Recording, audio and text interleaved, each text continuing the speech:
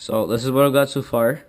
I actually took an old bumper that I found in the forest, hacked it apart, and at school I used the plasma, and I just took the gasket that went on the side of the engine here, traced it out, so I got just a rough kind of thing here, and you can see it's pretty close. I just got to do some more finish grinding in there, and then it's gonna clear the flywheel, no problem. And then I just gotta cut a notch over here so that it'll have room to clear the chain, the sprocket and all there. And yeah, this is my first time with the plasma cutter, so I know it's not perfect, but hey, it sure beats cracking the case on the side of your engine there. So I'm gonna do some more grinding on this and drill out the holes and cut this out here, and then we'll see how that goes. Okay, so here's the finished piece. Just drilled the holes there, did some finished grinding. It's not perfect. The only little issue I have is, I don't know if you can tell, but right here where my finger is, just a bit too short. But I think we'll be fine, because you gotta make another gasket now, because there's the rubber one that it comes with, right? But then you gotta make another. I'm gonna cut another one just out of like cork, that cork stuff, so then to put between this and the motor.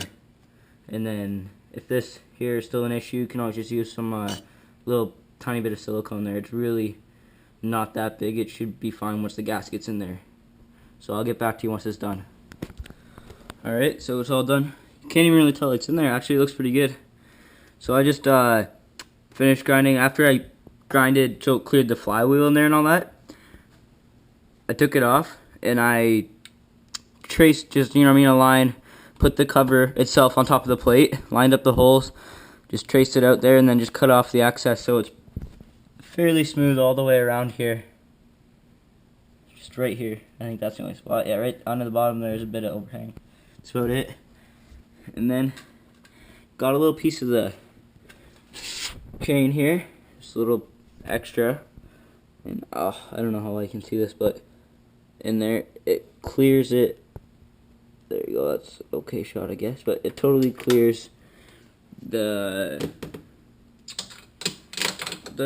guide. So when it breaks, it guides it, right? You can see the little tip of it right there, the very bottom, and so yeah, the chain clears it no problem. And right here, so if it was to come off, it would catch it. It catches it right on the inside here, so you know it's pretty close. I wouldn't go any thicker metal, because then you'd be like, it would be riding more along here.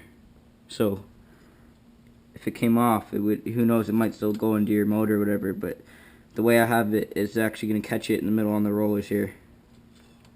So that in the metal, the thickness is just like, I have no idea what the actual thickness is, but it's just a tiny bit thicker than 1/16 of an inch thick.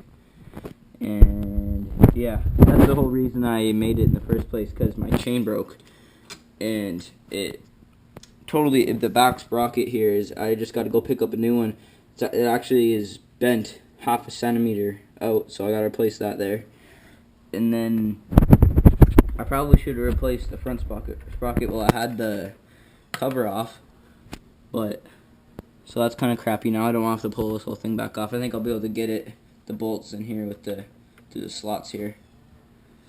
And yeah, so when I broke, I took it off. I just noticed some engine damage, and then I decided to do this. So yeah, hope this helped you guys out. If it did, like, comment, subscribe. See you later.